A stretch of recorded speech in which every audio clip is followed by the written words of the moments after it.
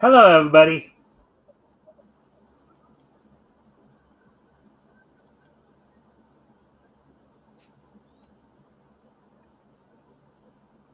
All right, there we go. All right, so how you doing, Rick? How's your weekend going? Uh, all right. Just had my first Christmas dinner, if you will, for the season, as I was telling you. Yeah.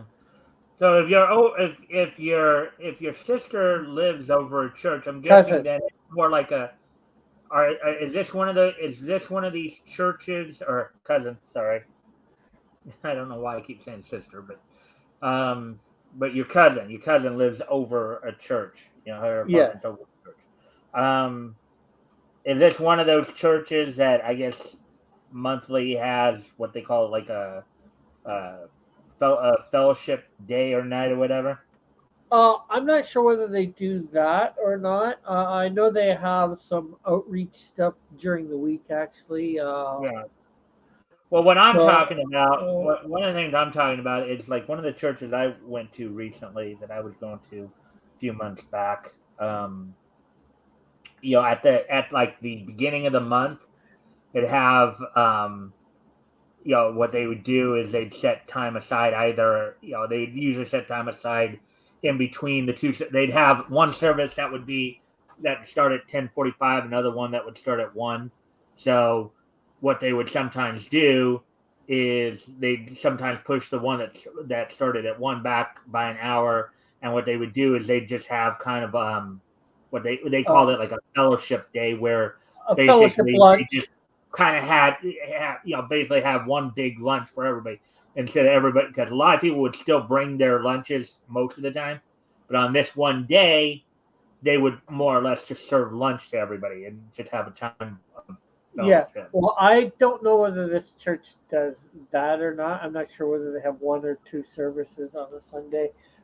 I don't attend that church. I attend one that's a little bit. I got to walk a bit, not far, mind you. Um, I only got like a 20-minute walk to church from where I am. which is a good, The which is church a I good was, thing. That's a good thing because then you're yeah, getting exercise, right? yeah. It was about a 45-minute walk from where I was living. It's the same. I'm still going to the same church I did, like a month ago, 2 months ago, whatever, that I've been going to for the past 2 or 3 years. But And but just okay. And before you continue there, just a friendly reminder to everybody: if you haven't already, if you can like and share the stream, see if we can get some more friendly people in here to engage. That'd be appreciated. Also, if anything we talk about tonight um, grabs your attention, feel free to comment and or ask questions, and we will try to answer the questions to the best of our ability. Hey, Metal. hey, metal. Howdy, howdy. All But right. this church was having, like a lot of churches do. I think had a Christmas dinner for the less fortunate, shall we say? Right. You know, and if I ain't one of those at the moment, I don't know who is. Yeah. So, anyway, hey, Metal, what's up? No, not much. I'm just eating Cheez-Its. I'm currently out of town, so even You my normal eating? sleep schedule is completely out of whack, for as out of whack as it is for most people already. You're out of town. What are you up to? I'm pet sitting Oh, for pet some sitting. old friends of mine that live like a city over. Uh, Oh, okay. did you say Yeah. you're eating cheeses? Uh, Cheez-Its, but I don't know. They're definitely holy. I could see right through the middle of them. All right. So, anyways, as I was saying, for if you haven't already, if you guys can like and share the stream, Yeah. Well, that'd I've be done both. appreciated. Um, and see if we can get some more friendly people in here to engage. That'd be appreciated. Also, if anything here grabs your attention, feel free to comment and or ask questions. All right. So Something again, grabbed we'll my just attention. You guys were talking about church and stuff, and you mentioned walking. During my senior year, I had to move to another town that was on the other side of like a lake or whatever, right? But I mm, still wanted to go to the same church sometimes when I could make it work. So I ended up walking and getting up early, 3 hours to be able to get back to the church because that's how long it took me to get there on foot. Oh wow. I'd often get a ride back, but it just wasn't in anybody's schedule to pick me up on the way. I had to get there, and then they're like, yeah, after church we've got plenty of time. Oh yeah. Mhm. Well, that's nice. Yeah, a lot of times some churches will like, if you can get here, we'll get you home. It just shows them that you're a little bit committed. Yeah. They'd ask me how I got there. I'd be like, same way the prophets got anywhere. Yeah. Chariot? You came by chariot? Yeah. No, I rode a donkey. Or you hoofed it. That's the point I think Metal was making. But. Yeah, I know. I'm just joking, teasing. Like they had chariots. Some of them used chariots to get around. I think so. I doubt anybody was like me and said, "You got here by chariot." Wow. All right. Let's see. Before, of course, we start doing anything, so we'll go kind of counterclockwise here. Start with Metal. Go to Rick. You guys want to do a little intro? Maybe share any links. Again, we'll start with Metal today and go. Oh darn! Way. I have to go pull my link up. Wait, let me find it. Right. Yeah, well, he's pulling his link up. I'll pull my link up. Although that doesn't sound right. Anyway, hey, I'm the Metal. I make a lot of stuff, including running a website called X Dynamis Chaos. And right now, until the 15th, I've got merch running that you can get. It's a shirt. Well, actually, it's more than a shirt. You can get it like hoodie, pint glass, whatever. There's a bunch of things that the design is put on of our mascot Zeba. And if you don't get it by the 15th, you are SOL.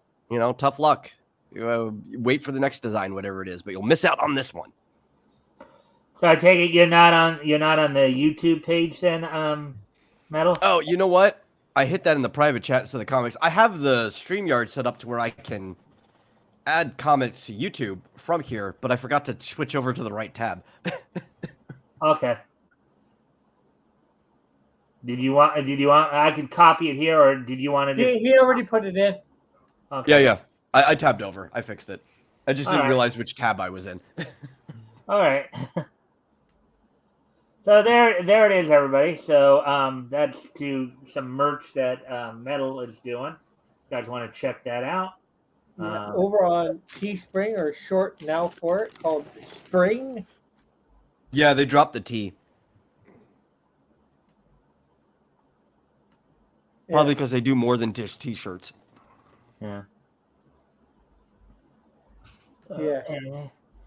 All right. So there we go with that. Anything else you'd like to promote there, Metal, or? No, I'm good. All right, Rick. Then I guess you're up.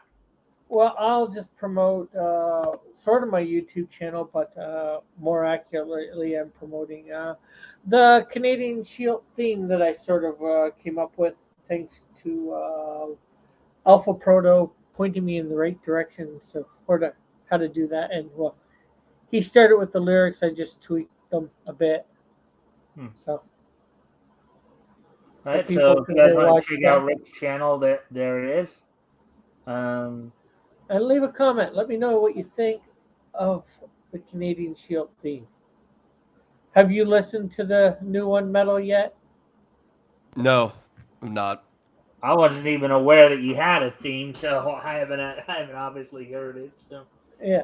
And I made a little video with the music and the words and all that. So hopefully, afterwards, people can go watch it and let me know what you think in the comments. All right. Oh, let's see now. Let me just check them. Okay. I guess for some reason, any additional likes may not be showing up on the YouTube page for me. I don't know why that is, but Let me go check something here. It looks like to me it's showing you're at 5 likes at the moment. Yeah, because when I'm looking at it on, because I have Oh, the thing open. I had the thing open on mine. It was only showing one, so 1 like. So I'm seeing -2. -2. Oh, let me see. I'm how now do you see -2? according to okay now okay I'm on my channel page, my where I can see like likes and stuff like. So I guess I'm up to 4 likes now, 2 live viewers. So don't know what's up with that, but I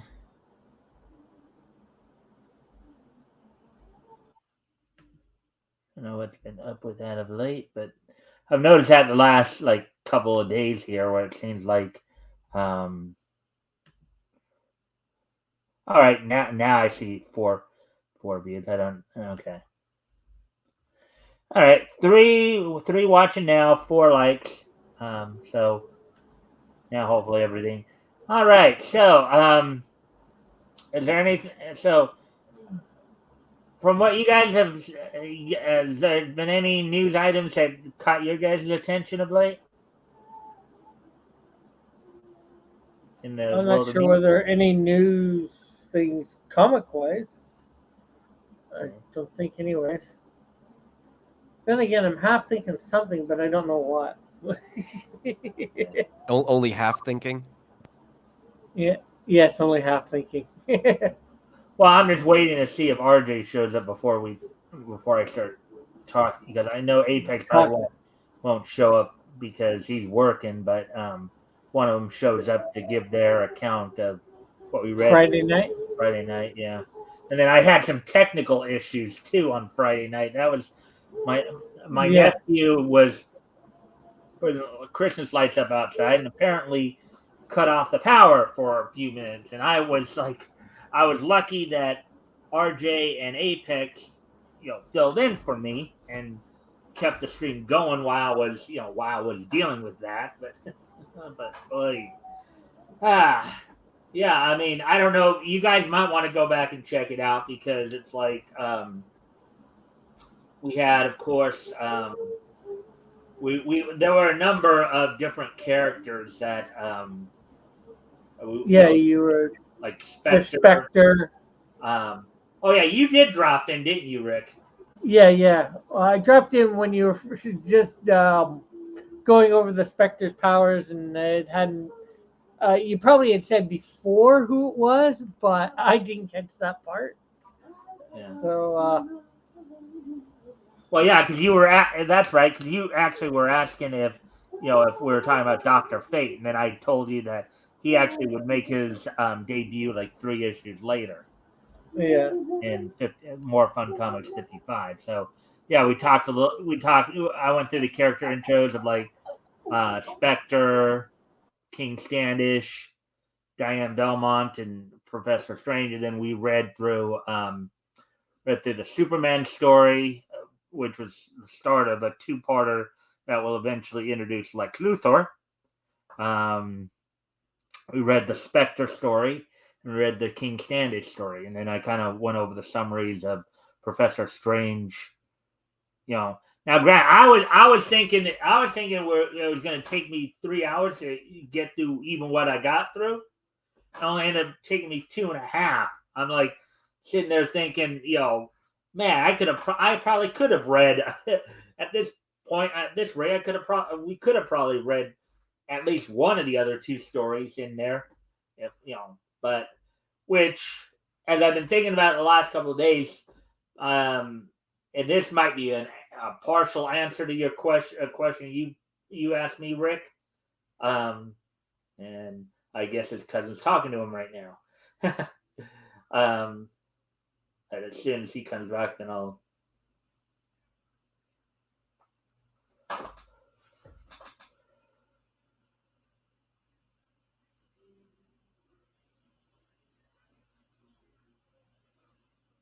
Rick, I'm just waiting for you to put your headphones back on.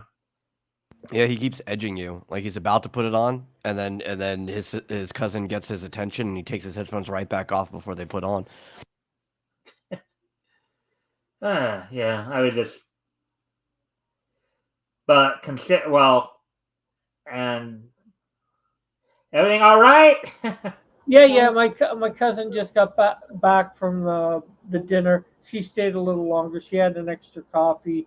I came back because I didn't know exactly what time it was. I thought it might have been a little bit after 8. I didn't want to make sure. I wanted to make sure it wasn't too late for your show. And then I got back and it was 10 too, or actually just before 10. So I've thought about this the last couple of days because I realized that we could have probably gone through one, maybe both of the other stories, had I not been so flustered by the technical issues I had earlier in the night.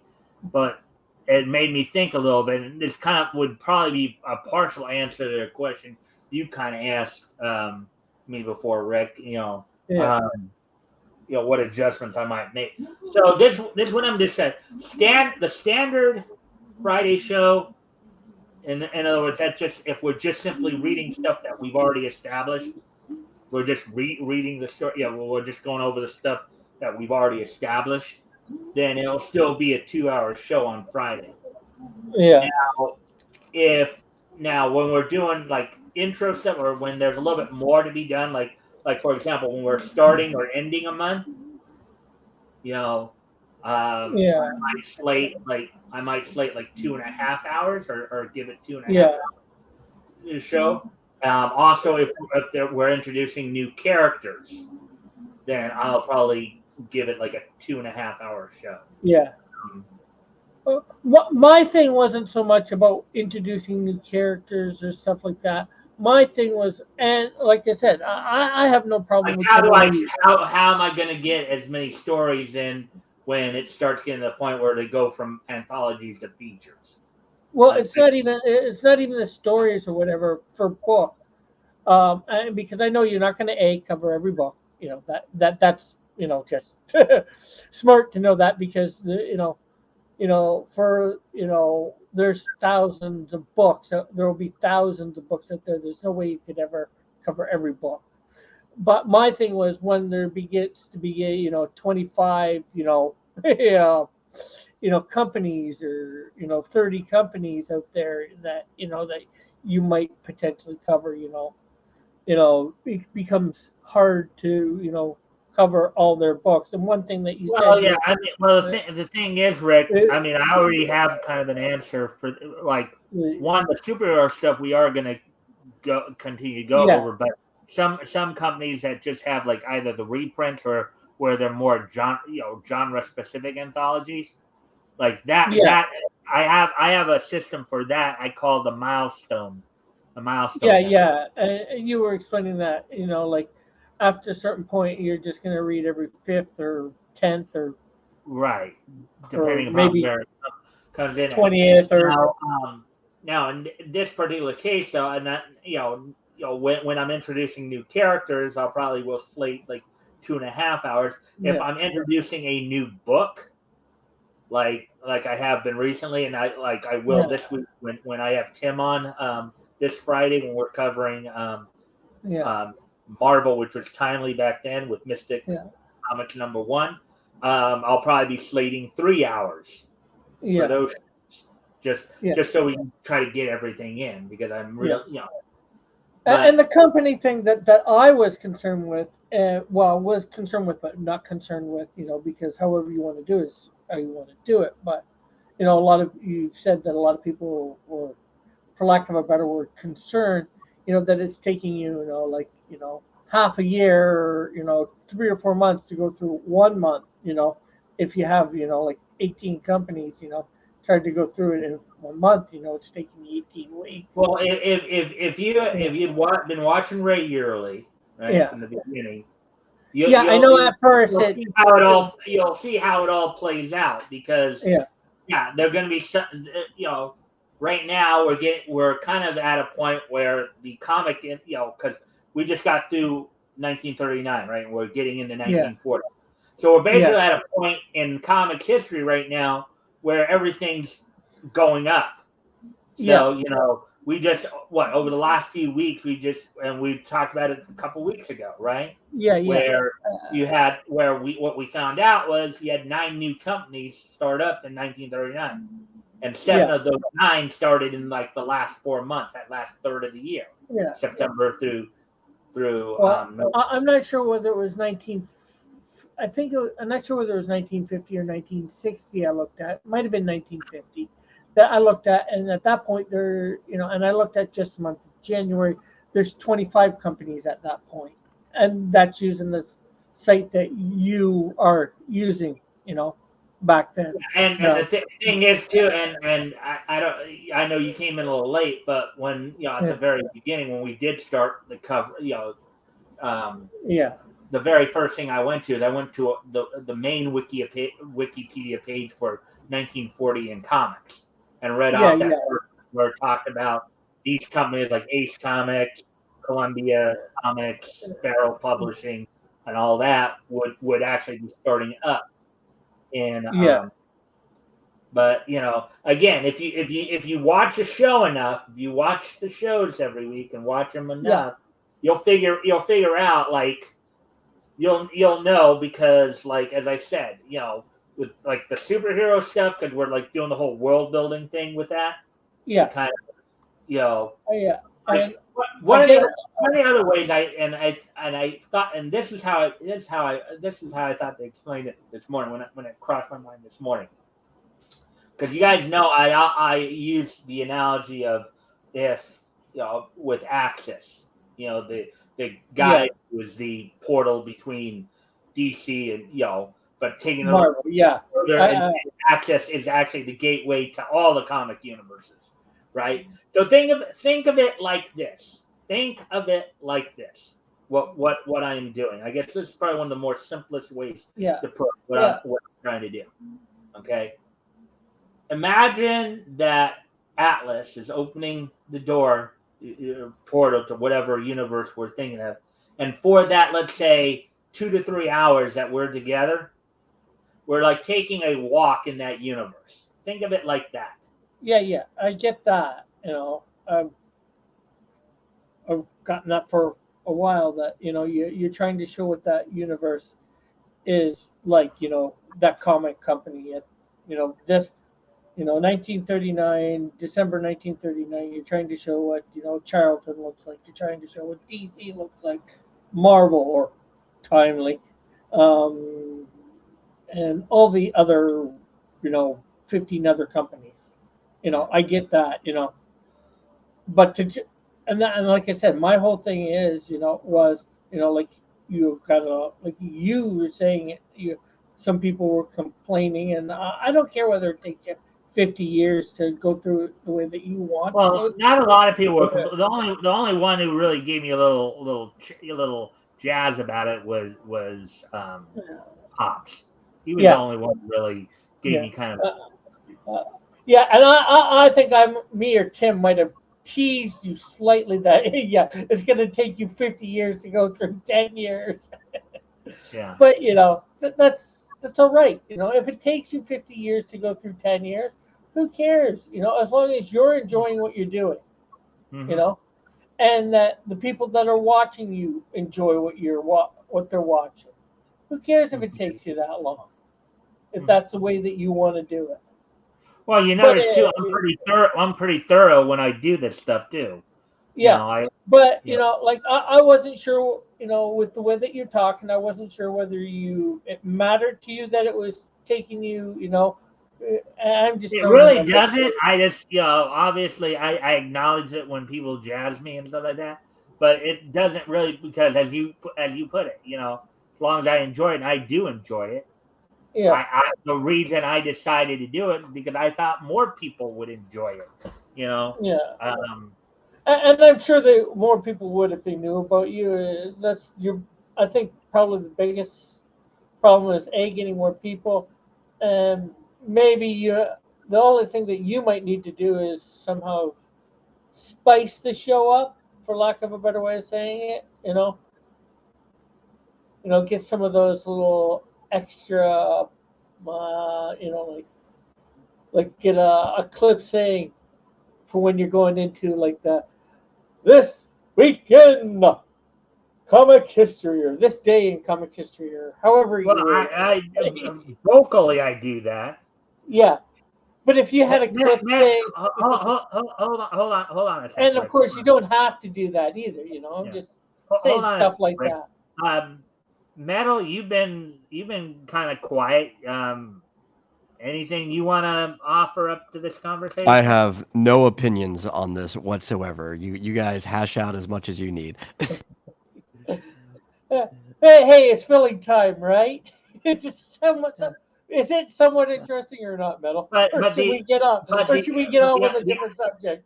but again, well, yeah. Now I'm about to ready move on. Because there is something that came up the last couple of days or a news item that came up the last couple of days. You guys might have heard about, but I'll talk about that in a moment.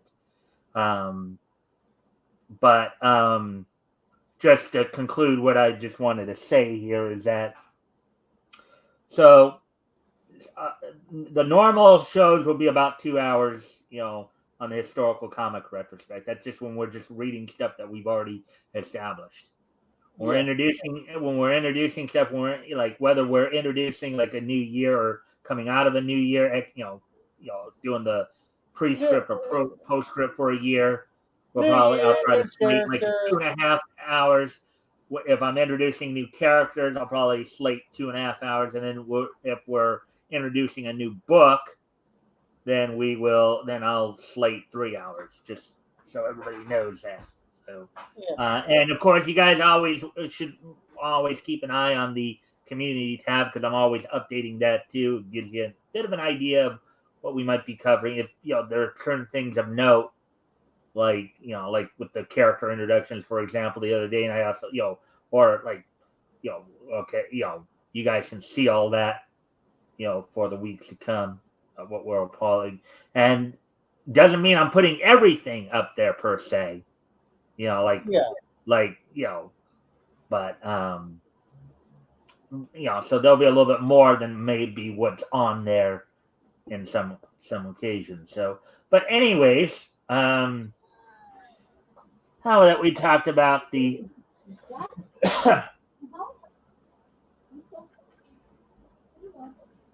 something going on with your cousin there, Rick? No, just her cat being a pain. He got stuck. He was coming down on my table where my keyboard was, so it's like, okay. Oh, that's what he was rowing at. Well, I backed him up from that, and then he swatted me, and then when he went to move towards you, he round. All right. So, anyways, all right. So let's go ahead and get into a news item. I don't know if you guys had heard. In fact, I'll pull up the article here. Don't know if you had heard, but were you guys aware that Marvel, the current Marvel editorial staff, has decided to retcon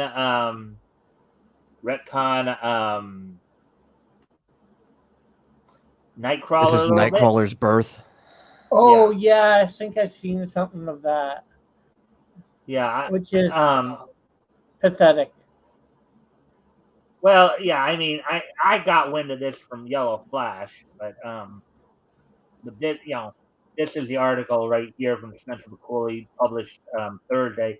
Marvel Comics retcons Nightcrawler's origin, reveals X-Men teleporter as biological son of lesbian mutants Mystique and Destiny.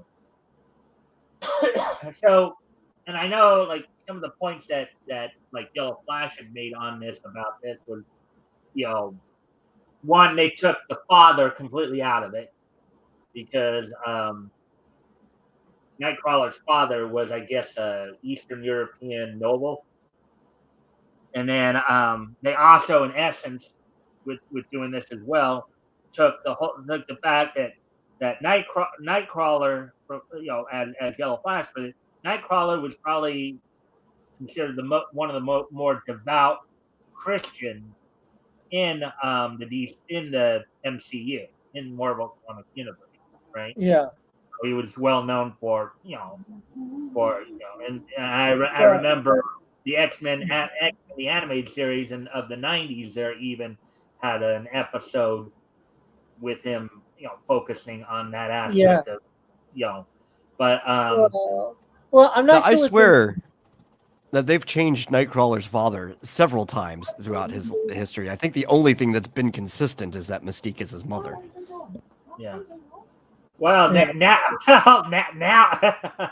Oh, wait, there you. Oh no, I know. I've seen it. Oh, yeah, she's his father, mother. I don't know. It's a weird thing. There.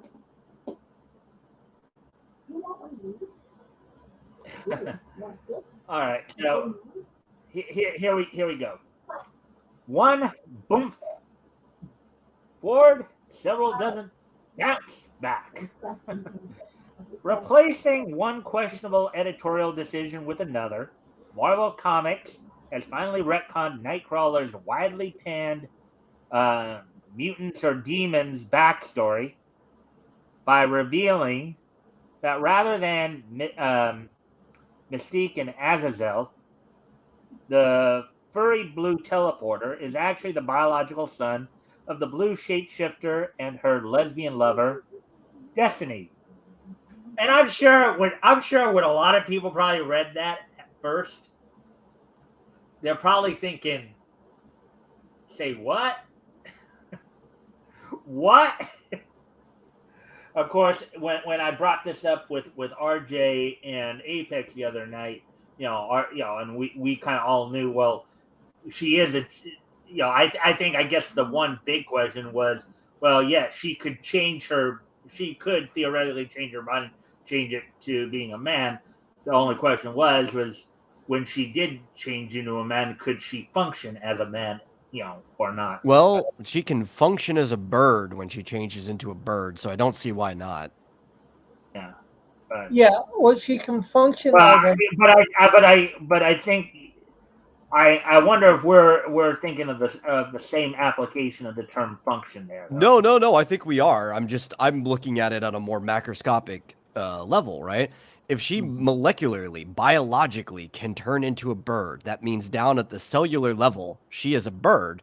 Then why wouldn't it be that if she turned into a man, that on the cellular level, she has all the functioning parts, including the one necessary for, creating a child? Reproduction. Yeah, procreation. Yeah, but the question is, when she does turn into a bird, is she a bird on a molecular level? I don't think so. Yes, she can. I mean, she kind of have fly. to be. She can fly. She can make her, bones into hollow or whatever. I guess. It's. I'm trying to think. Like, do they become feathers? How much like feathers does like when she transforms into a bird, does the feathers become? No, they're definitely feathers, because I know one thing about Mystique is if you were to cut off a piece of her when she transforms, like the hair and stuff, it doesn't just transform back into her hair. No. So it requires her body to make the change, or like whatever part of the X gene or whatever is around to actively make the change. Things like hair and feathers are just proteins that are built off of the body, right? So if you were to clip it, she can't change it anymore. So anything that is just a product of the body that gets sent out wouldn't change back necessarily. Yeah. There's a lot of complexity, I think, with a shapeshifter. Yeah. But honestly, this is the thing, because Mystique's always been like a very loose character in general. It doesn't bother me at all that she would flippantly have sex with anyone, basically, in any form, right? Yeah, especially because she's been mostly a villain for the earliest parts of her entire run as a character. Yeah. The bigger problem isn't that she even fathered a child. It's that it's Nightcrawler. You could have just made a new character. Yeah, and that probably would have been better, actually. Mm-hmm. Well, I knew think the pairing we're on dealing the with a lot of like it's one of those things where it's like they're spitting in the face of the people who originally created, Nightcrawler too. You know what I mean? It's like this is not what they envisioned here. This is people taking well, the property and just instead of creating their own character and to do with as so they just decided to take somebody else's, in essence, steal somebody else's character to use as well, a template to push their agenda. in a sense, yes, but really, this doesn't change Nightcrawler. Yes, it changes how he was quote unquote born, but unless they're changing who he is as a character, you know, Oh, that's Well, already been shot. yeah, of course that's been done, but my point is this point in general doesn't change who he is. They've done that before different ways. Well, it does make things a lot more confusing because personally, while it's not the only person who's ever been his father, I kind of like the Azazel route because Azazel just basically looks like a red Nightcrawler more or less. So it's like, okay, we've got a guy with similar powers who looks the same. And the reason his son is blue is because the chick who birthed him was blue. Like things just Yeah, made logical sense with those two together. Well, yeah, well, because yeah, genetically, but usually, usually from a genetic standpoint, usually passes father to daughter. The traits usually pass father to daughter, mother to son. So yeah, but usually, with mutants, it's usually and Jr. Hail Xenu and Xena. Hi Mike. Hi Rick and Metal. All right. yeah. With mutants, you get mutants from usually what I've seen, and I'm not sure whether it's a hard rule. You usually get what I've seen to up until I'll say the '90s or early thousands was a mutant and a mutant cannot create a mutant unless it's like Sinister doing something. But a mutant and a human, or a human and a human, can create a mutant, if you will, biological, I don't think that's the through case. sense. But I think the way it it's was even earlier on, I think it was just that the X gene is like indefinitely recessive, as in not even that it's a recessive trait, that it is a dormant gene unless it happens to be activated. So yeah, technically, two mutants could have a mutant. It's just the idea that the gene is going to be active is just as rare as it would be for anyone else. So they're probably yeah. just going to be normal. But even in with what I said, if it was so, I'm just saying in all the pairings that I had seen that where mutants came to be, it never seemed to be a mutant and a mutant, getting busy. When did X Force first come out? um, I think that was in the mid '90s. Okay, yeah, I think that's probably the time where they started to solidify that, probably. Because I know pretty much every time they've done like these alternate futures with Jean and Scott, all of their children always had some type of mutation. Though you could probably blame the Phoenix Force for part of that. Yeah. Well, and also most of the time, Are you talking about the comic book X Force? Yes. Okay, so Volume 1, because I just went over to the Wikipedia page for it. Volume 1 of X Force ran from 91 to 2001. yeah, Was created by illustrator Rob Liefeld after. Yeah. Well, they were trying to compete against Image. yeah. But Cable, if you're thinking Cable from that, Cable is a product. Isn't he a product of what's his name, manipulating the genes, Sinister? I wasn't From only thinking about Cable. I'm thinking about all the other timelines that ended up getting interacted in one-off issues. Okay. I don't know. I don't know X Force. Like I said, I'm probably more going a lot from the cartoon in the '90s. I'll have to say, and I've read a little bit of X-Men comic books, but I'm just saying most of the time, like I'm not no X-Men expert, so, like I said, I was just going based on the little bit of knowledge I had, but you know, but still, that said, with two, even if it's two, mutants getting busy, the mutant power that one gets seems to be very random, if you will. So those It should, two, but the whole Nightcrawler thing has been around for quite a while, right? yeah, And it's just it's a part of his heritage. yeah. But he gets tossed. He gets put on the doorstep of some. I think he got put on the doorstep of some gypsies or the church, and he was raised in the church. At that point, you know. So Well, I think that's based on the commentary I've been hearing, I think what they're basically trying to do, they're trying to take the whole Christian aspect of his story out.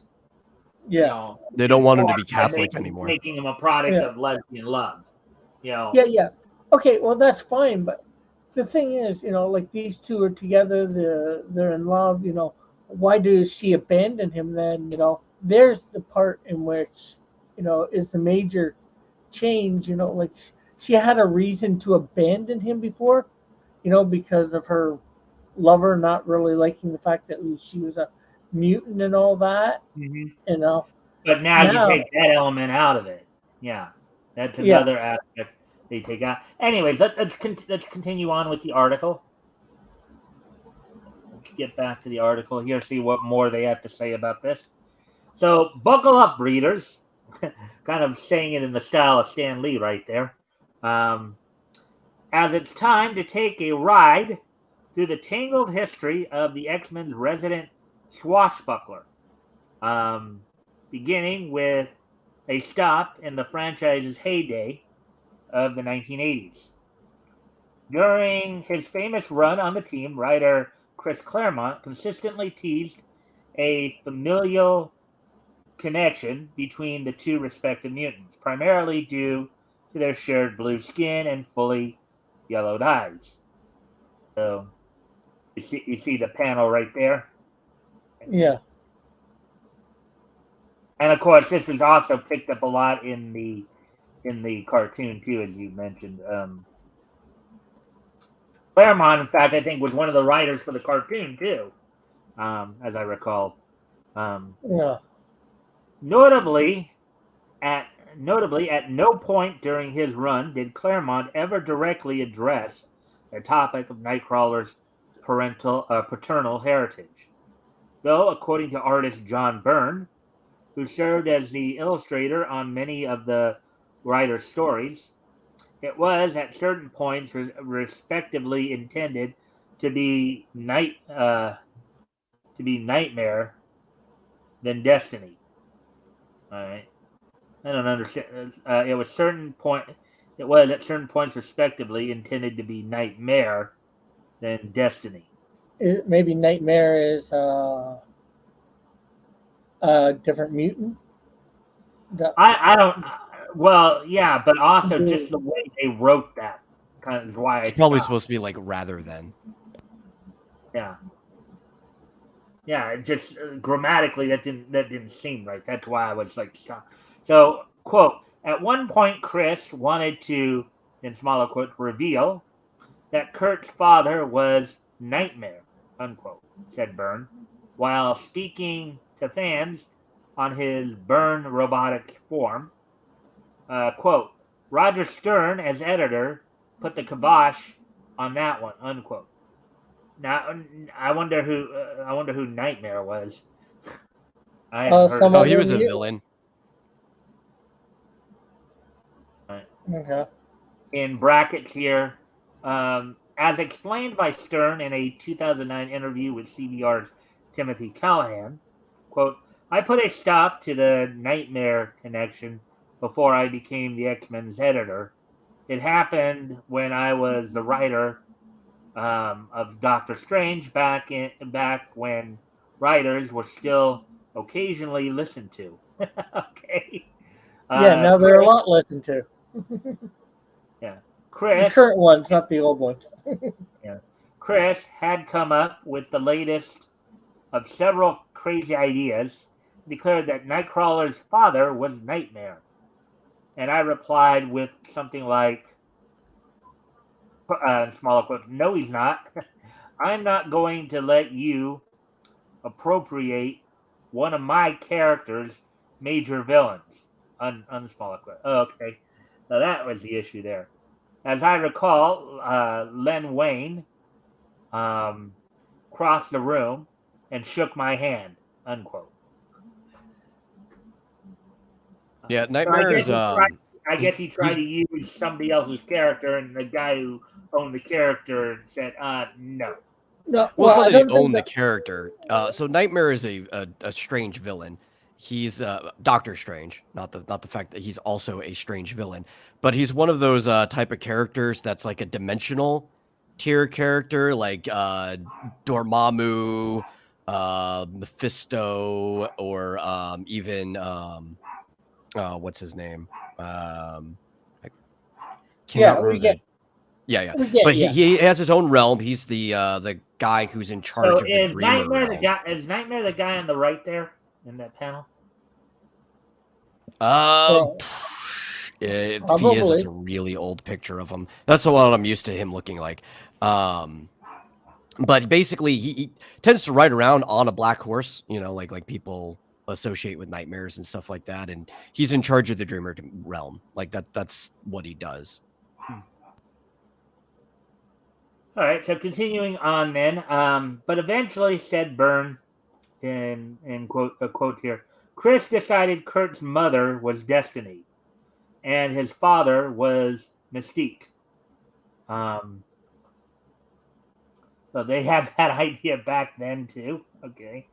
Unfortunately for Claremont, thanks to Stern's editorial oversight, again speaking to Callahan, Stern noted that no plan ever existed to reveal Nightcrawler's parentage, as it, quote, simply wasn't that important to us then, unquote. This concept was never canonized, and instead left on the cutting room floor. So but basically what they're saying here is that in this interview they indicated they actually were throwing the idea out there even back in the 90s. And I'm not shocked that it would have been. The problem is that it never came to be. Yeah.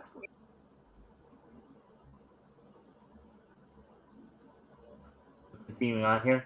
Then, after nearly a decade of teases regarding the relationship, 1994's X-Men Unlimited. Oh, so the original pitch actually came back in the 80s. And I could see why that, yeah, that would not have been, that would not have gone over in the 80s. It wouldn't have gone over in the 90s either, but. Yeah. So 1994's X-Men Unlimited, Volume 1, Number 4, saw author Scott Lobdell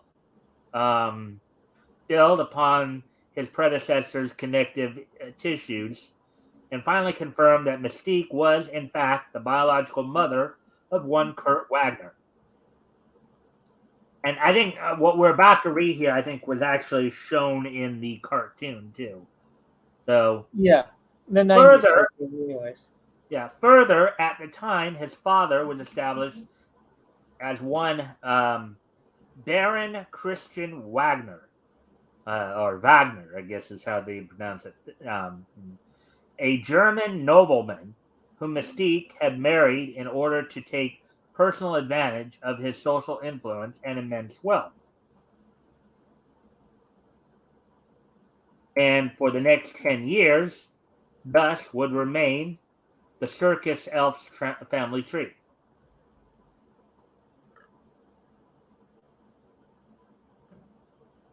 Oh, JR says all blue mutants are related. That's so racist. Well, to be fair, all people with blue eyes are related. Albeit distantly, they are all related. A good article.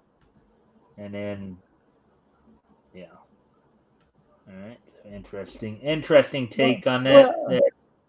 Well, no, not all blue mutants are related.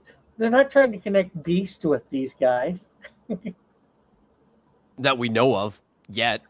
Yeah. It's the fourth cousin twice removed.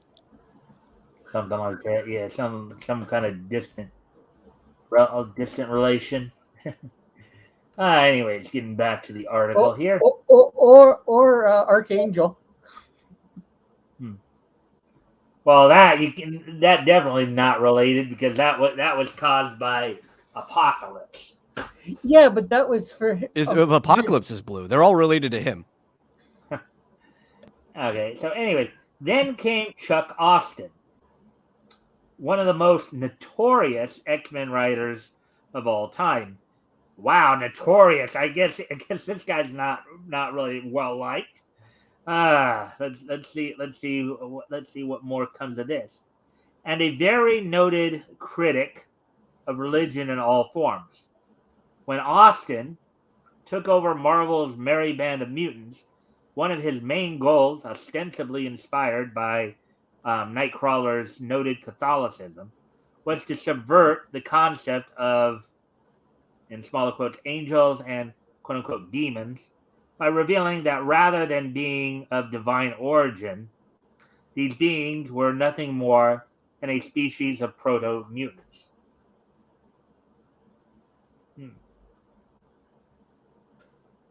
This, of course, included, in smaller quotes, Satan, who, according to Austin's retconning, was not a fallen angel, but rather an ancient red-skinned proto-mutant teleporter known as Azazel. Okay. Doesn't that subvert some of the stuff in Marvel, allowing for Satan, Lucifer? No, I'm pretty sure Lucifer exists in Marvel in a very different way than he exists in DC, but they have all number of different demons and hells in Marvel. Though I think most of the type of devil people are used to is Mephisto, though he's kind of an interdimensional alien guy who controls his own dimension. Yeah, but I'm just saying, like if he's made Satan into this, didn't they have Satan, quote unquote, in Marvel before this? Yeah, they have, but he's existed in few words. I'm not saying it's not subverting it, but Satan's always been a looser character compared to some of the other ones. So yeah, Well, as I understand it, I guess for a long time there, I don't think it's the case now. But for and of course I just mean demons and angels too, in the Marvel universe. For a number of years there, okay, it's not necessarily the case now, but at least from what I had heard, I mean, even going back 15, 20 years ago when I was in the short time I was starting to buy comics there, DC was probably considered the company that would push more the idea of the divine or the more metaphysical aspect of it, whereas Marvel would push more the science aspect of it. Right? Yeah, like of the 9 realms, there's actually a 10th realm, and the 10th realm is the realm that the quote-unquote angels come from, but they're also just another type of alien higher being, no different than the Asgardians. Yeah, where DC has the quote-unquote, I think, the presence, Marvel has the one above all, or something to that effect, which is supposed to be, God. If I remember right. Yeah, no, that is true. So like if he's trying to subvert that, because then those angels and demons, and well, not all the angels and demons in I guess Marvel, but some of them would be from the one above all. So isn't he's subverting like a major? Well, I'm not sure how major, but Marvel. No, but that's also because the cosmology of Marvel is a mess. To be fair, it was a DC for a while too. They at least tried to solidify a consistent cosmology when they did the New 52. And they made that map and everything, and they do have higher heavens and hells. Marvel's cosmology is still a mess. It's never not been a mess, right? We have even asked, if most of the angels belong to the 10th realm, then what does that make the spirit of vengeance, which is supposed to have been an angel that is the spirit trapped inside the Ghost Rider, right? There's all kinds of different problems. Now that would actually be a truer form of what you would call an angel that probably comes from the one above all, as the lore goes backwards, which is why Ghost Rider can contend with anything inside of Marvel. But trying to place like what is a demon, what isn't a demon, what is an angel, what isn't an angel, you're gonna have a hard time when it comes to the Marvel universe. Yeah. Okay. Yeah. I'm just going by the the little bit that I can I know of. All right. So J.R. Exner was saying here, I will look up buying the Baron Wagner Mystique arc, some rare, cool German representation. Attaboy, hooking up with Mystique. Yeah, actually, I vividly have that scene from the cartoon stuck in my head of like Mystique standing there in front of, or not, her in the bed with the Baron standing there in front of like this Germanic bed inside of like his castle. And this bed has like posts up, and I can see the curtains and everything. It's like, I don't know why that scene is stuck in my head, but I can always picture it. And I'm like, yeah, no, that's how Nightcrawler was born. That's probably why it's stuck in my head, because I always thought Nightcrawler was a cool character. But Yeah. like, I think that's what most people think in their mind when they think of Nightcrawler's birth, is that scene from the cartoon. Yeah. Although I couldn't remember it offhand, but I knew the gist of things.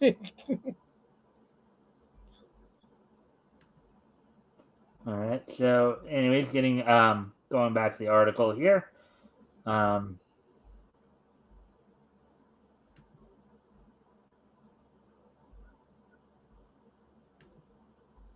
right. So, anyways, at one point in history, seeking. Okay, another typo there, I guess.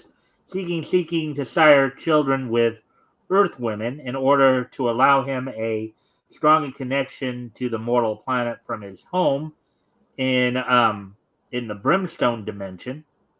In parentheses here, unsurprisingly, it's a long story. Unparentheses.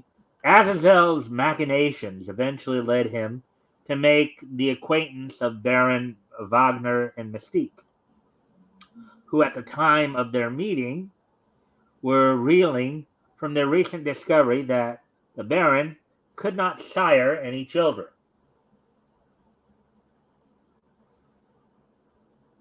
Taking advantage of her desperation for his own ends, Azazel seduces Mystique, their affair ultimately resulting in the birth of a dimension-tethering child who shared his parents' blue skin, pointy tail, and teleportation abilities. The only problem with this is, in the story that I remember, Mystique didn't want to get pregnant because it would reveal what she was, and she didn't want to reveal what she was to the Baron, and hence why she abandoned Nightcrawler. Yeah, like I said, they've been retconning Nightcrawler's origin over and over and over again for like the last 20 years, right? I do like that they tethered him to the whole like Brimstone realm, because Nightcrawler was this thing where like there was the smell of sulfur whenever he would teleport, like they would do it with the smoke, and it never really made sense. But tethering him to that is like, okay, because the Brimstone dimension is basically like a form of hell. That's where like that idea of sulfur comes from. That's where like quote unquote demons would travel through to get places. And even in, I think it was X-Men Evolution, the Aughts cartoon, they put like a camera on him to find out like what happened when he teleported. And they even like slowed it down. He was in the Brimstone dimension for longer periods of time. And you saw like these demonic like entities and stuff that were there. And like, you really couldn't slow down his teleport, or else you might let those things out. And I thought it was a very interesting plot line to follow. And of course, the guy who provided the voice of Nightcrawler in that cartoon, the Evolution cartoon, was Brad Swale, as it was Ocean Studios who did the voice recordings for that. They did the voice work for that. Um, anyways, I'm getting ready to move on with the article here. If any of that sounds completely bonkers to you, worry not. You're not alone. Between its obvious and surface level criticisms of religion and complete disregard for the actual, in small quotes, characters of his main cast, Austin's run ultimately went down in history as one of the worst X-Men runs of all time. Either you have anything to say about that? Well, that's what you get when you alienate your audience. Like he's shitting on religion, and for lack of a better way of saying it, and like probably half or more of his audience is religious in some way, shape, or form. Mm-hmm. Maybe, I don't know. Like I said, I think in general, Marvel had already been doing that before he had jumped on, right? Yeah, but he just compounded it, I guess. Then Yeah. Like if they were doing it at, let's say, a three or a 5, he took it to a 9 or a 10. I think is what you were saying. This is another reason why I think everybody complains about Marvel in like from 2011 if you're not as generous as me, 2014 and on if you're more generous. But honestly, it's been a problem for decades now. Like from the 90s, I would say. Like I think the 80s are where you had the last actual good Marvel runs. There was fun stuff after that, but Marvel hasn't been Marvel for a long time. Yet they helped with I think it was Thomas Nelson do the Illuminator, which I'm not sure whether you know who that is, but that is a I do. Christian comic. I do know Christian what that is. superhero comic. I've had to read it for a show. Did you read just the first? Did you read the first issue? Because there's 3 issues. We ended up reading all of the available issues for it. Yeah, there's 3. Because there was only 3. Yeah, I have several copies of I think each of them. So if once I get my stuff unpacked and get settled somewhere, if you ever want a physical copy, let me know. I'll let you know how many extras I have. I'll consider it. All right. It would be an interesting thing to have. Anyway, so let's continue on then here with the article. To this end, newer readers may even be completely unaware of Kurt's in small quote demon background, as Marvel has chosen to quietly avoid addressing the subject ever since Austin left the book. That was until 2023's X-Men Origins Blue Volume 1, Number 1. Well, that would be me. I didn't realize about his demon origins. I think at best, most people could only speculate whether his origins had some demonic nature or not, and that's mostly because of cartoons like X-Men Evolution. Right? It doesn't outright state it, but it makes you like, did he just, because of his mutation, happen to be tethered to this realm, or is there something further to it? But they don't expand on it, so that's the most you could speculate. All right, so released on November 29th, 2023, the one-shot spinoff from Kurt's current Uncanny Spider-Man. That's the other thing that was talked a little bit about here. So, I guess in one dimension, they made Nightcrawler a Spider-Man as well. I don't know if you heard about that. I hate that. I'm not sure how that would work. Uncanny Spider-Man solo series reveals that rather than Azazel and Mystique, the fan favorite mutant, is actually the offspring of the Blue Villainess and her former lover, Destiny. His female lover. Or female lover. Destiny.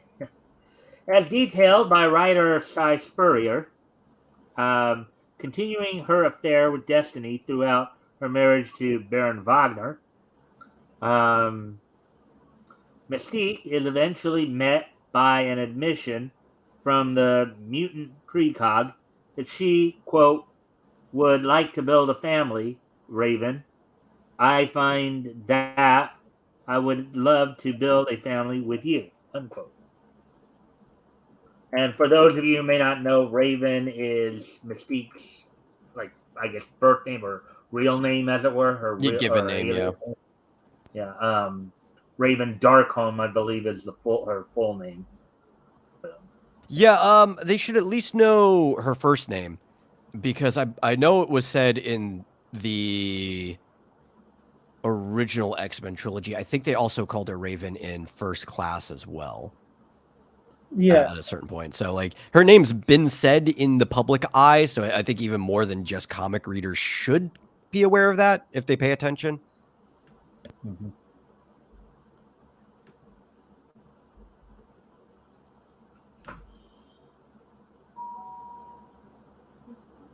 All right. So, anyways, getting back to the article here. From there, as recalled by Mystique to her son, quote, there were other pregnancies, other births, before and after, accidents, inconveniences, tragedies upon arrival, but never a child conceived in love. So we made a baby, just her and me, unquote.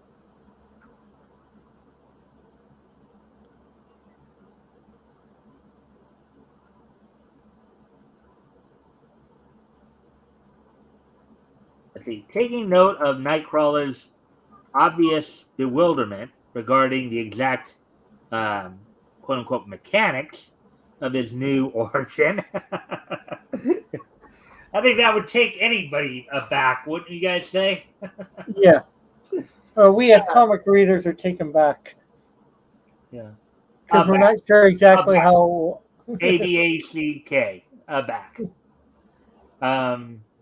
Mystique proceeds to explain that the pregnancy was made possible by her ability, as first introduced in this moment, to manipulate.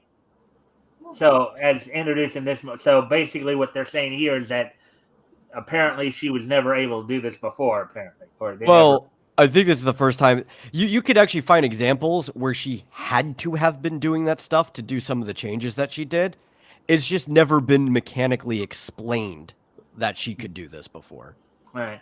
So to manipulate, quote, cells, hormones, and ribosomes. And this is a big problem with comics in general, right? Going both backwards and forward is most comic writers don't know the first thing about even scientific stuff contemporary to their time, but right, and our knowledge of things have advanced. Plenty of that, haven't we? Yeah, but knowledge of things have also advanced since then. So everybody's always trying to explain things, or they change things. They try to make stuff more scientific. But there's sometimes, if you go backwards, there's times that characters had to have been doing things that they couldn't now do, or they're only just now getting explained why they did it, because that's just the way things would have had to have worked to do the things they did. Mm-hmm. Yeah. To this end, she then details that thanks to the command of genetics, she was able to quote unquote, or in smaller quotes, craft Kurt's own traits at the time of his conception, noting that, quote, Christian Azazel and countless others, they were but the shades on my palettes. So essentially, what she's saying is, what she drew from was the fact that since she wasn't, like, basically what she's saying is that she took from all the men that she'd ever been with to become the man she wanted to be in order to bring Kurt into the world. And here's something I find kind of funny here too, with what we were just talking about, right? Christian Azazel.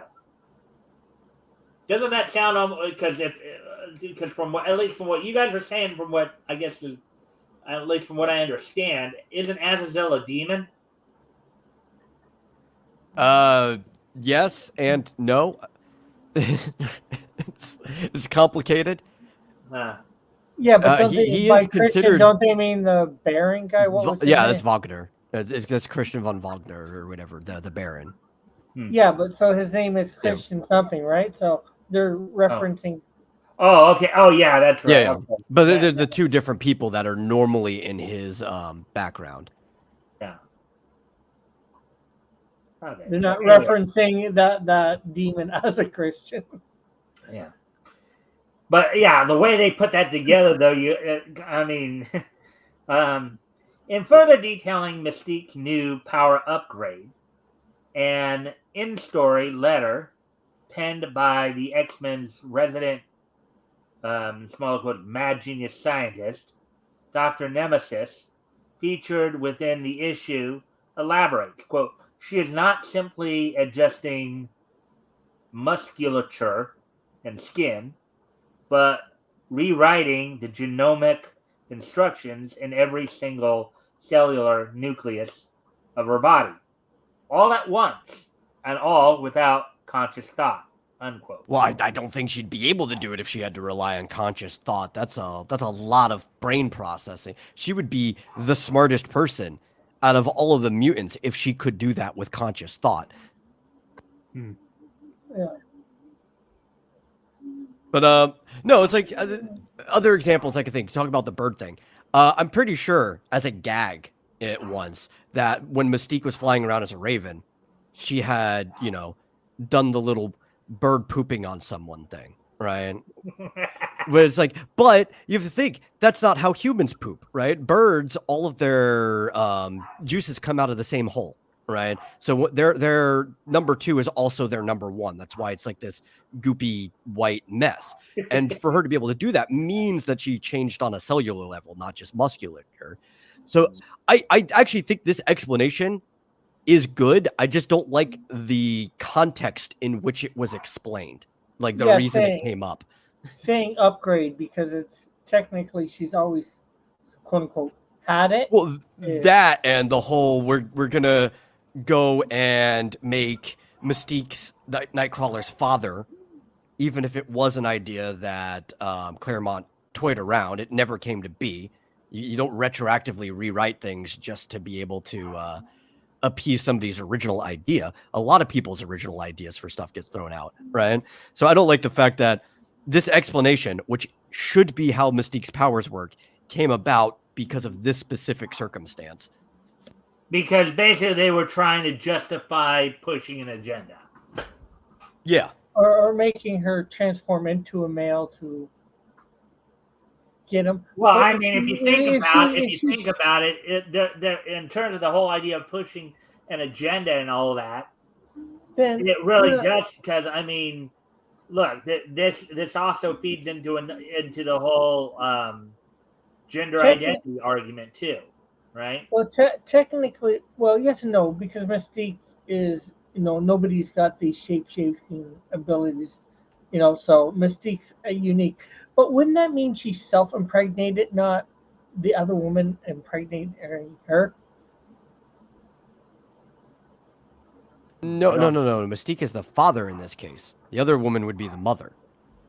Yeah, so did she take the other woman's cell into her? Because didn't she birth them, or did... No. They're changing it. Mystique's not the one who birthed it this time. Oh, okay. I thought Mystique still birthed. No, I think what they're saying here is instead of being the one to receive the sperm, she's the one who donated the sperm. Yeah, but still, that's essentially what they're saying. What they're saying is they're making Destiny the mother here. Yeah, I get that. But still, then that's still with what Mystique says about, manipulating him on a genetic level even before he was born. It doesn't seem like she used any of Destiny's thing, according to what she said. It's at that point, Destiny's just an incubator.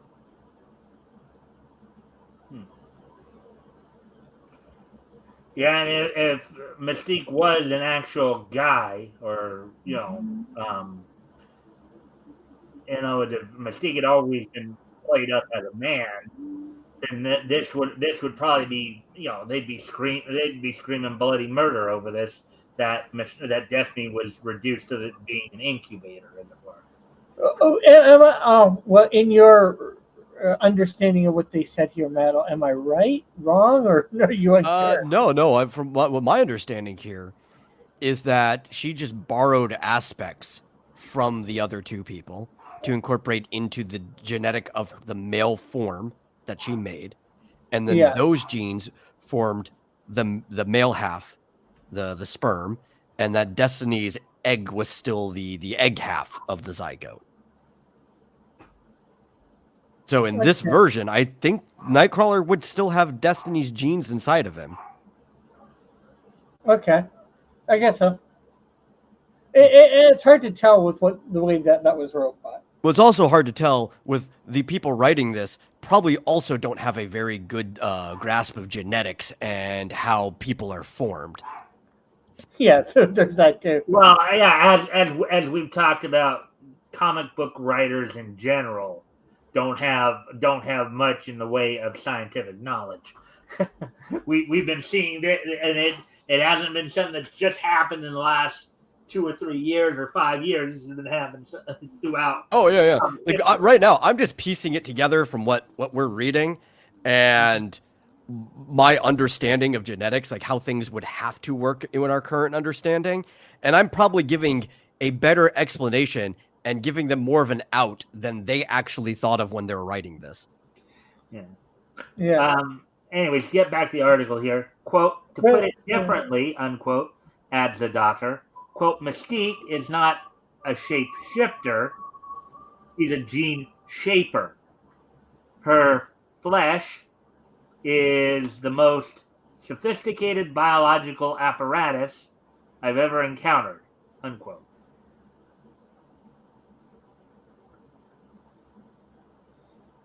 So I guess this is a copy of the letter from the comic right there. All right, so there we go with that one. Mystique's powers have always been weird, right? Because, like, theoretically, she'd have to be able to repair herself down on pretty much a molecular level to be able to change between her forms, and that's why she's supposedly should be able to heal from anything through shapeshifting.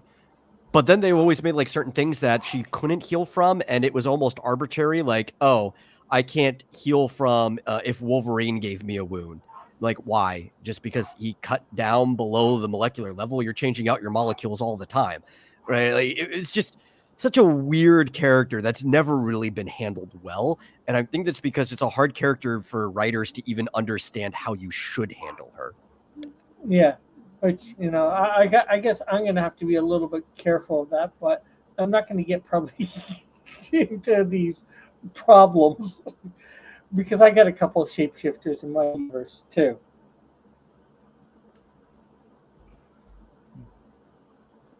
Yeah, so I just checked Facebook. RJ is on there right now. I just asked if he was going to join us. I think the biggest sin, I'm actually going to blame the second half of the X-Men movie series for that, like from First Class on, where they also reset the universe with Days of Future Past and everything, because they took Mystique, who traditionally, throughout the entire time she's been a character, is mostly a villain. Like, maybe occasionally she'd play the role of an anti-hero and help people out, but she's pretty much a villain character. She's always got her own agenda, her own reason for doing things, even if she ends up helping somebody out. Very Doctor Doom-like in that way. Yeah. Right? And then they made her not even just like an anti-hero in like the second half of the X-Men movies. They borderline made her a hero, even giving her some more like selfish motivations and stuff. And that's even carried back into the comics. And I think Mystique's character has been completely destroyed, because in the past, if she did anything that was remotely questionable, you really wouldn't care, because you know she's not supposed to be painted as a good person, right? But now, because you can say she's morally gray at best, the fact that they even tried to paint her a little morally white from time to time, it makes her actions a lot worse. Yeah.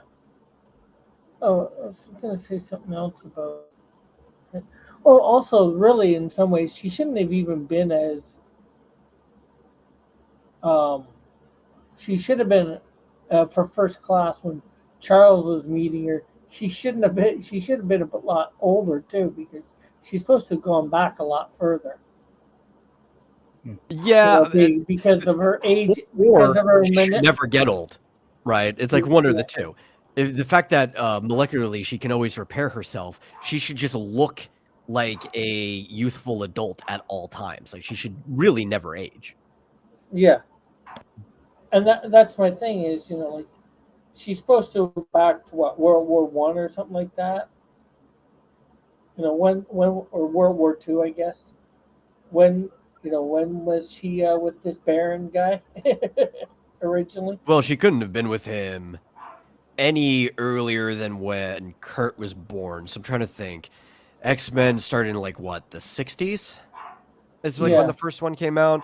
Kurt was a late teenager, I think, at that time. So I'm gonna guess that he was probably roughly 16, right? Yeah. So we've been like 16 years before the 60s.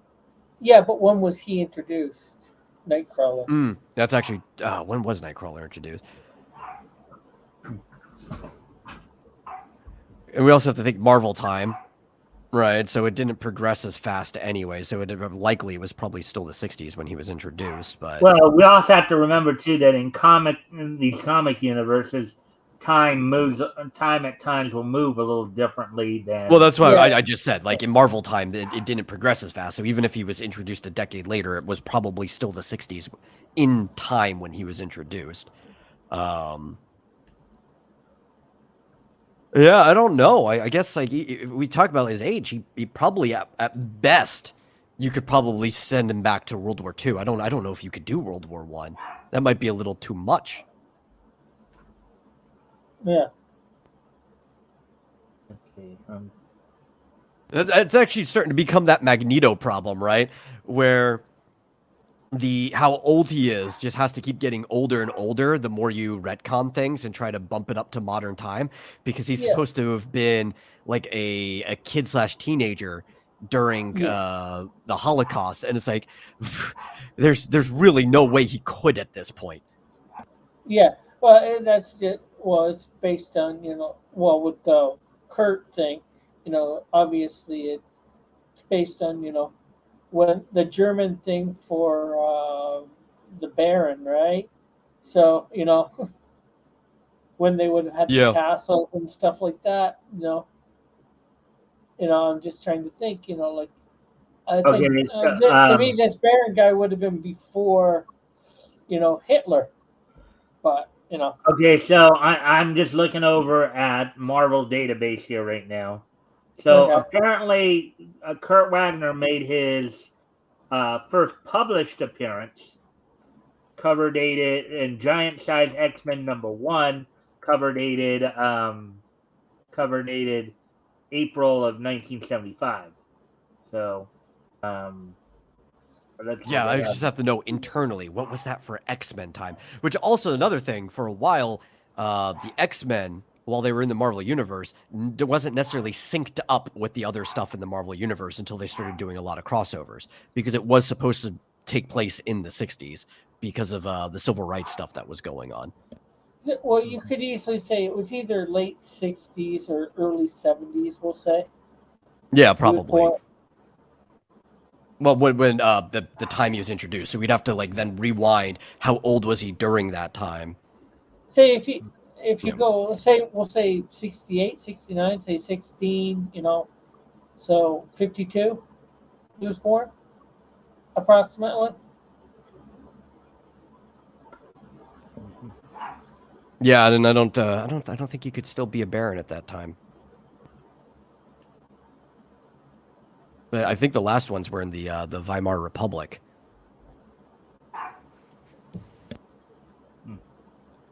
Yeah, there's something else. One where German barons last into being. Because I remember the episode where they show that or whatever, and it looks like almost. I'm gonna need to step away from the computer for a moment, guys. I'll be okay. Yeah, I know what you're talking about, Rick. Like it almost looked like Renaissance period in that episode, and it was like, how old is Nightcrawler supposed to be in this show? Yeah. Does Nightcrawler not age? Is he actually like 100 years old or something like that? Like, what's going on? Yeah. I know some of the European back European countries can look a lot like that even today. We unfortunately too much. We look at our countrysides and we think, you know, Oh no, there's still castles and people living in castles, right? But the problem is like if we're looking at the way the people were dressed in that scene, and the fact that yeah, he was a baron, right? yeah, There hasn't been a lord system in Germany for a very long time. yeah. So even if you try, and if that's in the comics as well, does that make him a lot older? Was he really I don't know. 17 I don't think anybody thought or about this. 16, 17? No, they just thought, oh, it sounds cool. That's the problem. Everybody thinks something sounds cool. And JR says the nobility of Germany was legally extinguishing following the Treaty of Versailles. However, an informal association with German nobility maintains a registry of those uh, entitled to titles if they haven't been abolished. Okay, so basically, if your family already had a baronry, like they owned that land and they had the castle on it, you can still keep the title of baron from like father to son or whatever. That's what I'm basically reading here. Yeah. It doesn't have any monarchical power to it. I guess you would just still have to own the land. I'm guessing you'd have to pay taxes on it too. But with that, it still doesn't account for necessarily the dress and stuff like that of the people. But then again, it could be a backwater town, a backwater area. All right, so I guess Jr. had some stuff to say here. See the Yeah, we already read nobility. it. Okay, so well, Yeah, since I wasn't here, but yeah, um, okay. If you want to read the it, nobility of Germany was legal. I think he means legally. Legally extinguished, following the Treaty of Versailles. However, an informal association of German nobility um, maintains a registry of those that would be entitled And then he goes on to entitled to. used if they hadn't been abolished. Okay. Um, Yeah, and we were just talking about what that meant and hmm. other possible consequences. So, because we're talking about how, I'm not sure whether it's the same way in the comics, but we're talking about from the X-Men, the episode from the X-Men cartoon in the 90s where the town looked, to be like medieval times, if you will. Well, I wouldn't necessarily say medieval, maybe late Renaissance period, but that's Yeah, that's mostly looking at their clothes, right? Because I wouldn't even call it backwoods, but just a lot of like buildings in Europe are very old and maintained because they pride themselves on the age of things, right? If you go to even the more populated areas, you go to like the cities around the Black Forest right now, and there's still a lot of old Germanic looking houses in large villages of people, right? But they don't dress the way they used to dress. That's where I'm pointing on what the era looked like in the cartoon. And that also may have been the cartoonist not knowing what German people dress like in the 50s or whenever Kurt should have been born, right? yeah. Or actually, probably couldn't even have been the 50s because I think the 90s cartoon was fast forward to take place in the 90s. So at But that point, they're just like, this but is what German people dress like because this is what we think German people dress like. yeah, but then again, Nightcrawler was 16 or 17 in the cartoon either. That Yeah. cartoon, he probably would have been in his 20s or 30s. I'm probably going more closer to 30, maybe a little older, possibly. Which would, if he was 30, you'd probably put it back in the 60s again. Well, at least him being born, anyways. So at that point, Yeah, there's one thing we always have to consider, right? Visual anachronisms exist in comics because a lot of the people working on them just don't know as much about the stuff that they're working on as we would like them to. Yeah, they don't do enough research. That's Well, why to some degree, right? It's easier now, especially after the internet became popular. But like, especially the further back we go, the harder it was to do the research. Even if you go to the library, a lot of books don't have pictures in them, right? Like we would like them to do research, but even the options for research used to be more limited than it is now. Yeah. Well, we've seen our fair share of anachronisms when we've looked back in the historical comic retrospect too, right? Uh-oh. Is that my Yeah. end? I think that was my end.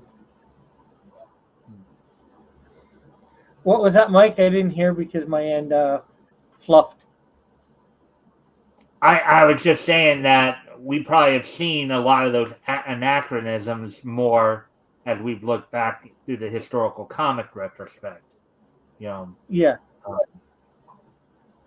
As to what Metal was talking about when you go back further, and they didn't have, let's say, like today, where you have the internet, you can get something like that. They, a lot of the guys who are working back golden age didn't necessarily couldn't do that. Even to go to the library and do said research, was probably taking a significant amount of time. So Yeah. But the thing is, too, fashions, they change, but they didn't change as fast as they did today, as they did, like 500 years before, 600, like between 600 and 100 years ago, fashion didn't change that fast.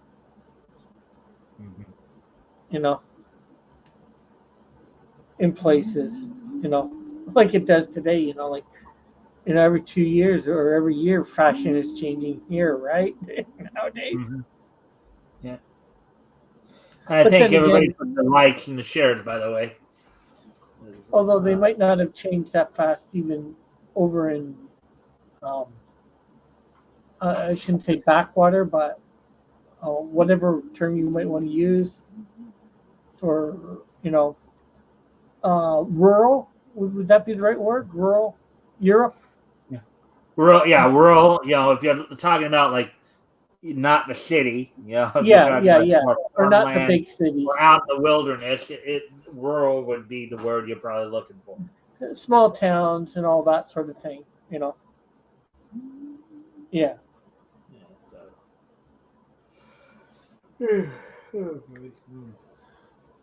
But yeah, it's. I think when Metal gets back, I think I might just start to. Oh, did Metal go somewhere? Yeah, he said he was. Yeah, he'll be right back. So, because he said it in the chat, in the private chat. So. Oh, okay. I did not hear him because of like a little bit of problems with the internet here in the last few seconds, couple minutes. That's why he hasn't been saying anything.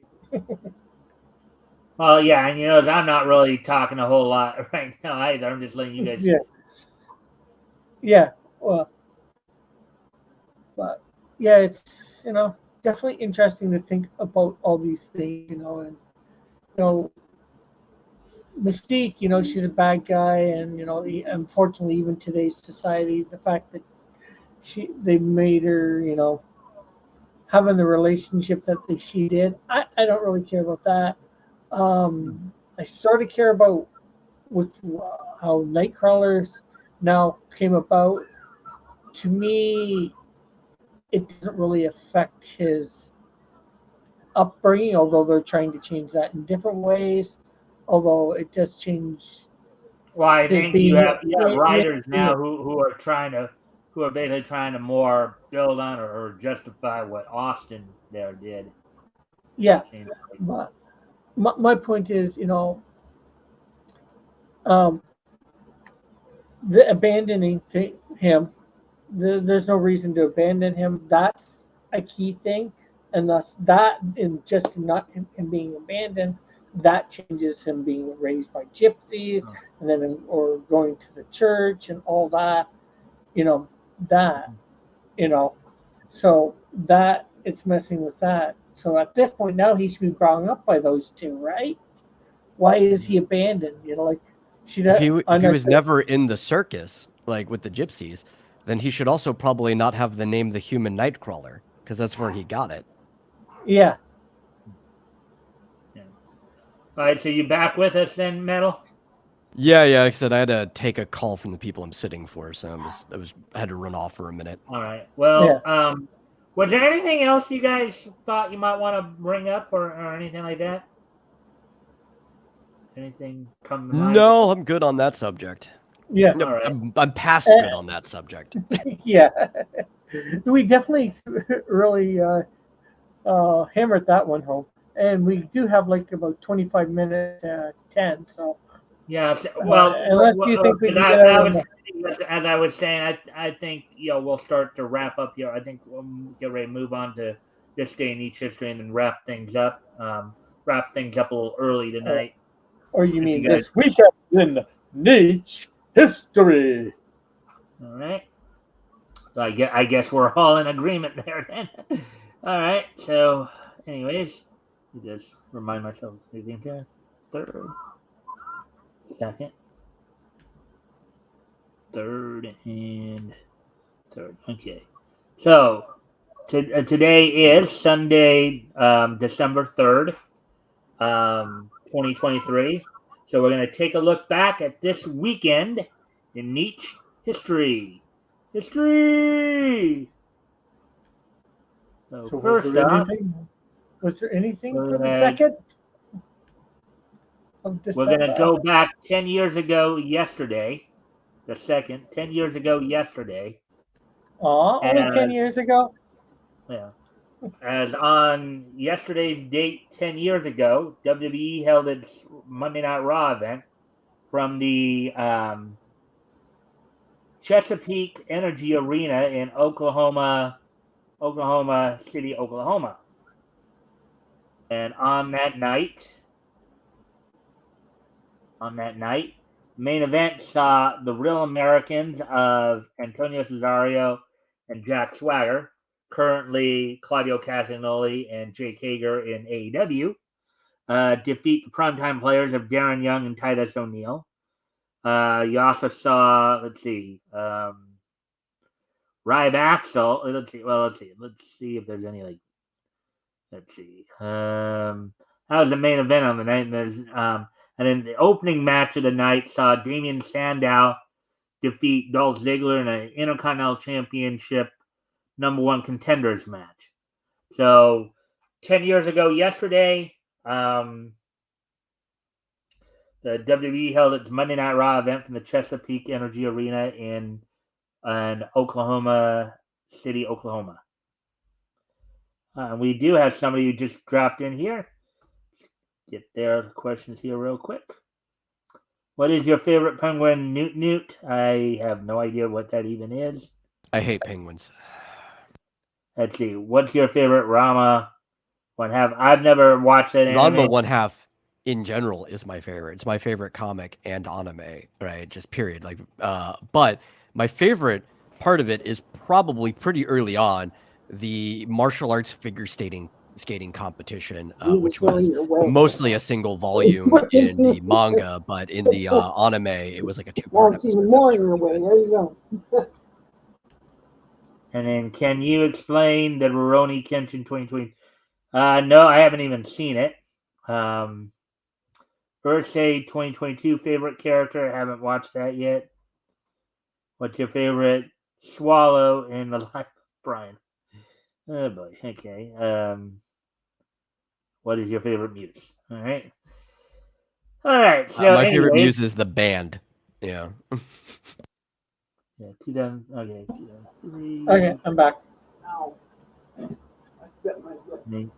1948. Man, also 2018. Okay.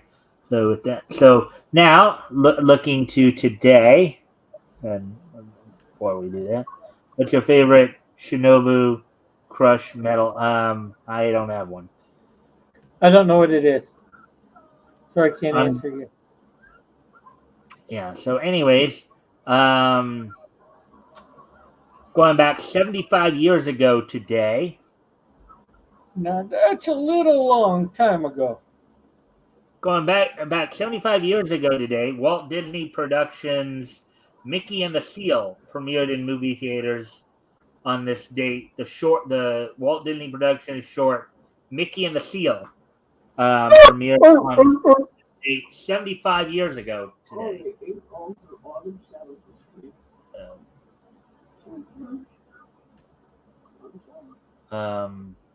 Anyways, with that, we got a couple more questions here. Let's see. What's your favorite flavor? Ramen noodles, non-spicy chicken. Myself. What's Beef. your okay? You already. Shrimp. What's your Actually, it's not just beef. They have a flavor that it's the weirdest name. It's just called Oriental flavor, Hmm. but yeah, it's I've heard of that. basically that it tastes like skirt steak that's just been overly cooked in soy sauce, and I really like it. What's your favorite Dipsy Doodle City?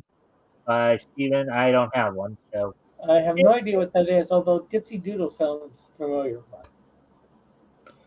now continuing on with the history here, going back 20 years ago today on this date. 20 years ago, the 810th issue of Action Comics went on sale on this date back in 2003. Sold for $225, was 40 pages. The story was Walking Midnight, written by Joseph Kelly, and a bunch of other people did a bunch of work on it. See the cover there? Kind Yeah. of an RS cover there. But anyways, on this date, 20 years ago today, the 810th issue of Action Comics went on sale on this date. That's a lot of issues. Yeah. Well, you got to remember that first volume of Action Comics started in 1938 and went all the way to 2011. Yeah, I know. I'm just teasing. I know because it got over 1,000 issues. Yeah. So. And like you said, it's a lot of issues. Superman has a lot of issues. Anyways, okay. So,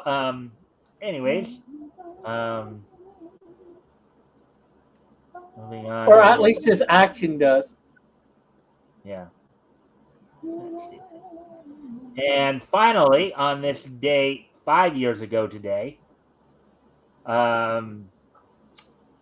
Pierrot's Hero Mask premiered on Netflix. So on this date, 5 years ago today, Pierrot's Hero Mask premiered on Netflix. So there we go with that. Hope everybody enjoyed the show. Oh wow, no wrestling for today? Huh? I said no wrestling stuff for today? No, well, I did have the wrestling. I did have the wrestling. I did have a piece of wrestling history. For the second, I'm just there was nothing for the third. I don't do the wrestling wrap up on Fridays or Sundays because these are days that we're specifically focusing on something.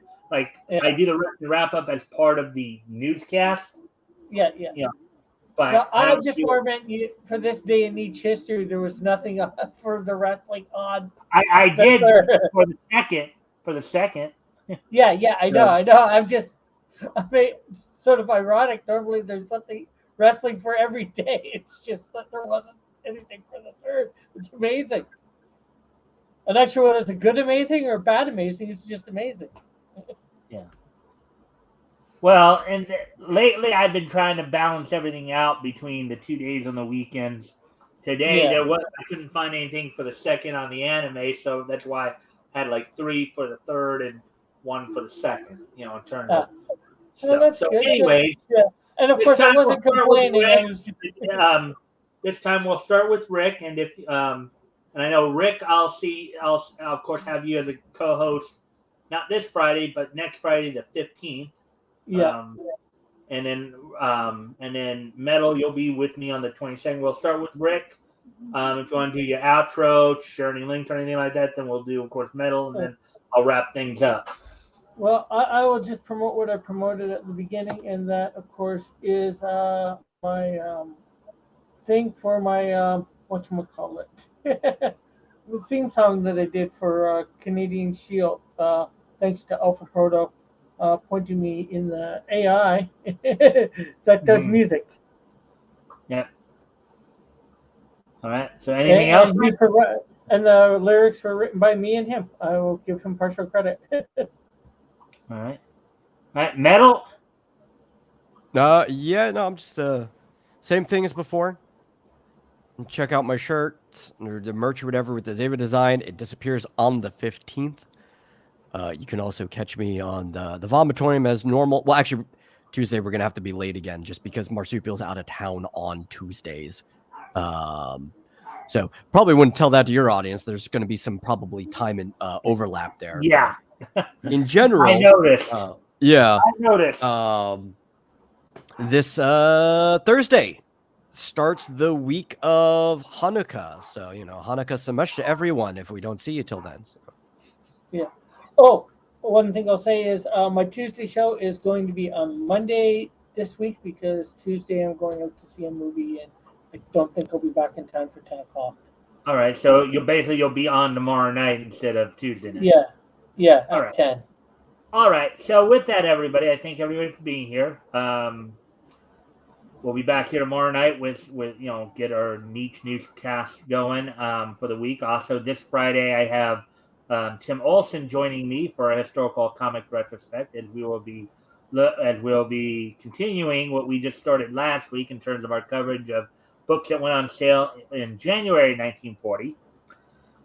This week we'll be looking at the books that went on sale from Marvel Comics, known then, of course, as Timely. And of course, among the books we're going to be looking at will be Mystic Comics #1. Be introducing everybody to that book. So you guys are going to want to, and we're going to have a number of books being introduced here in January 1940. So you're going to really want to come and catch all that, and learn more and more about these universes. So with that, I thank everybody for being here, and I hope everybody had fun tonight, and we had a good talk about that one article. And until tomorrow, bye.